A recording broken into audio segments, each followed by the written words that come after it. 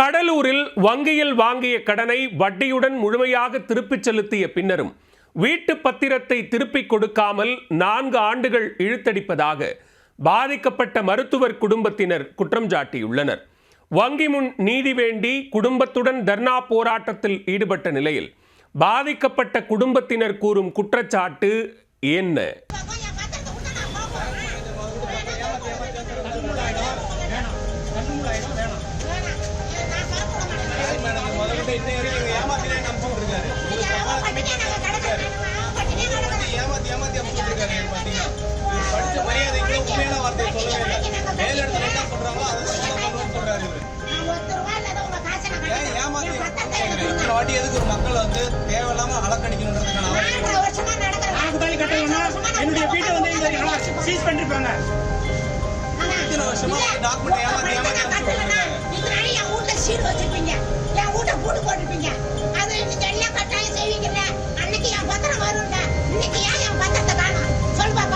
கடலூர் மாவட்டம் வி காட்டுப்பாளையம் பகுதியைச் சேர்ந்தவர்கள் சுந்தரமூர்த்தி எழிலரசி தம்பதி.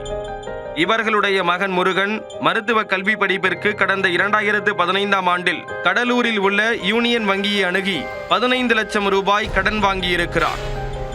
கடனுக்காக சுந்தரமூர்த்தி தனது வீட்டு பத்திரத்தை வங்கியில் அடமானமாக கொடுத்திருந்தார். தொடர்ந்து இக்கடனுக்கான வட்டியும் அசலையும் சேர்த்து 21,50,000 ரூபாயை 2021ஆம் ஆண்டே கட்டி முடித்துள்ளார் சுந்தரமூர்த்தி. கடன் கட்டி முடித்து பைசல் செய்யப்பட்ட பிறகும் கடந்த 4 ஆண்டுகளாக அவர்களின் வீட்டு மூலப்பத்திரத்தை வங்கியிடம் கேட்டதற்கு பத்திரம் தொலைந்து விட்டதாக அலைக்கழித்து வந்துள்ளனர். இதில் 2 வங்கி மேலாளர்கள் மாறிய நிலையிலும் பத்திரம் கொடுக்காததால் இவர்கள் கடலூர் மாவட்ட ஆட்சியர், காவல் கண்காணிப்பாளர் மற்றும் கடலூர் காவல் நிலையங்களிலும் RBIக்கும் புகார் மனு அளித்தனர். இதைத் தொடர்ந்து தமிழக அரசின் முதல்வர் செல்லிற்கும் மனு அளித்தனர். இதுவரை எந்த ஒரு நடவடிக்கையும் எடுக்காத நிலையில் தங்களுடைய வீட்டு பத்திரத்தை மீட்டுத்தர வலியுறுத்தி தன் குடும்பத்துடன் வங்கி முன் தரையில் அமர்ந்து போராட்டத்தில் ஈடுபட்டனர். சம்பவம் குறித்து கடலூர் திருப்பாதிரிப்புலியூர் போலீசார் அவர்களிடம் பேச்சுவார்த்தை நடத்தினர். ஏற்கனவே 2 மணி நேரம் கடந்தும் வங்கி திறக்கப்படாததால் வாடிக்கையாளர்கள் வங்கிக்கு முன் திரண்டனர். தொடர்ந்து போராட்டத்தில் ஈடுபட்ட குடும்பத்தாரிடம் போலீசார் பேச்சுவார்த்தை நடத்தி வங்கியை திறந்ததற்கு பிறகு உரிய நடவடிக்கை எடுப்பதாக தெரிவித்தனர். அதையடுத்து வங்கி திறக்கப்பட்டது. தொடர்ந்து பேச்சுவார்த்தை நடத்தி திருச்சியிலிருந்து வங்கியின் ரீஜனல் மேனேஜர் வரவழைக்கப்பட்டு புதிய பத்திரம் கிடைப்பதற்கு நடவடிக்கை எடுப்பதாக தெரிவித்தனர். அதைத் தொடர்ந்து மருத்துவர் குடும்பத்தினர் போராட்டத்தை கைவிட்டனர். அங்கே கடனை வாங்கி 23 லட்சம் சொச்சம் லோனை கட்டி முடிச்சிட்டோம். கட்டி முடிச்சதுலேருந்து இன்றைக்கி 4 வருஷம் ஆகுது. 4 வருஷமாக வந்து ஒரிஜினல் டாக்குமெண்ட்டை கொடுக்க மாட்டுறாங்க. அந்த ரெஜிஸ்டர் ஆஃபீஸில் அடமானத்தை மட்டும் பைசல் பண்ணி கொடுத்துட்டாங்க.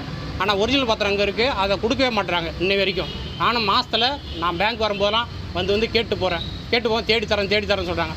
ஒரு மாதத்துக்கு முன்னாடி தான் என்ன சொன்னாங்க, எங்களுடைய சர்ச்சை கமிட்டி வரட்டும், வந்து அவங்க ஒரு தடவை தேடி பார்க்கட்டும், தேடி பார்த்து அவங்க என்ன சொல்கிறாங்களோ அதுக்கு மேலே நான் வேறு பத்திரம் ரெடி பண்ணி தரேன்னு சொன்னாங்க. ஆனால் இன்ன வரைக்கும் தர மாட்டாங்க. இப்போ வந்து நீங்கள் எங்கே வேணாலும் போய் பார்த்துங்க, எங்களை தர முடியாதுன்னு சொல்கிறாங்க. எல்லா பணத்தையும் நாங்கள் கட்டிட்டோங்க பேங்கில். எங்கள் ஒரிஜினல் பத்திரத்தை எங்கள்கிட்ட கொடுக்க மாட்டேன்றாங்க. எங்களுக்கு ஒரிஜினல் பத்திரம் எங்களுக்கு தேவை. என் பிள்ளைகளுக்கு ஏதாச்சும் நாங்கள் விற்று கடன் அடைக்கணும் ஒரிஜினல் பத்திரம் கேட்குறாங்க. 4.5 வருஷமாக நாங்கள் அவங்க பணத்தை செட்டில் பண்ணிட்டோம். என் பத்திரம் எங்களுக்கு வேணுங்க, அதான் எங்களுக்கு தேவை. நாங்கள் பேங்க் முன்னால் உட்காந்துருக்குறோம், நாங்கள் பேங்கை திறக்க விட மாட்டோம். என் பத்திரத்தை கொடுத்தா நாங்கள் திறக்க விட்டுருவோம். 4 வருஷமாக எங்களை வந்து அலக்கடிச்சிட்டு இருக்காங்க. இன்னை வரைக்கும் பேங்க் மேனேஜர் ஒரு 3-4 பேர்கிட்ட மாறி இருக்காங்க. இந்த பேங்க்கில் பார்த்தீங்கன்னா ஒவ்வொரு பேங்க் மேனேஜரையும் நாங்கள் அப்ரோச் பண்ணி கேட்கையில் என்ன சொல்லுவாங்கன்னா, நாங்கள் வந்து ஹெட் ஆஃபீஸில் பேசிகிட்டு இருக்கோம், ரீஜனல் ஆஃபீஸில் நாங்கள் பேசிகிட்டு இருக்கோம், அப்படி தான் சொல்லிட்டு இருக்காங்களே தவிர்த்து இன்னை வரைக்கும் எங்களோட டாக்குமெண்ட்டை எங்கள்கிட்ட கொடுக்கவே இல்லை. ரொம்ப கஷ்டப்படுத்திட்டு இருக்காங்க. ஏன்னா எங்களோட வாழ்வாதாரம் ரொம்ப பாதிக்கப்படுது. ஒரு அடுத்த கட்ட வாழ்க்கைக்கு அடுத்த கட்ட மூவ் பண்ணி போகணும், என்னோட டாக்குமெண்ட் வச்சு ஏதாவது லோன் ப்ராசஸ் பண்ணணும், இல்லை என்னோட இடத்த நான் வேறு எதுக்காக யூஸ் பண்ணால் கூட என்னால் முடியல. ஸோ தயவு செஞ்சு இந்த டாக்குமெண்ட் எப்படியாச்சும் அரசு முன்னணியில் எடுத்து வச்சு இதை எப்படியாவது வந்து கொண்டு வந்து போலீஸ் ஸ்டேஷன் இங்கே இருக்கிற காவல் நிலையத்திலேயோ இல்லை இங்கே இருக்கிற SP ஆஃபீஸ்லேயோ இல்லை RBI மூலயமாவோ ஆம்புட்ஸ்மன் மூலயமாவோ எனக்கு இந்த டாக்குமெண்ட்டை எப்படியாவது எனக்கு மறுபடியும் பெற்றுத்தருமாறு தாழ்மையோடு கேட்டுக்கொள்கிறேன். வங்கியில் கடன் வாங்கி நாம் சிறு தவறு செய்தாலும் அபராதம், சட்ட நடவடிக்கை என வங்கி நிர்வாகம் மிரட்டும் நிலையில் அவர்கள் செய்த மெகா தவறுக்கு தண்டனை கிடைக்காதது என்ன நியாயம் என கேள்வி எழுப்புகின்றனர் பொதுமக்கள்.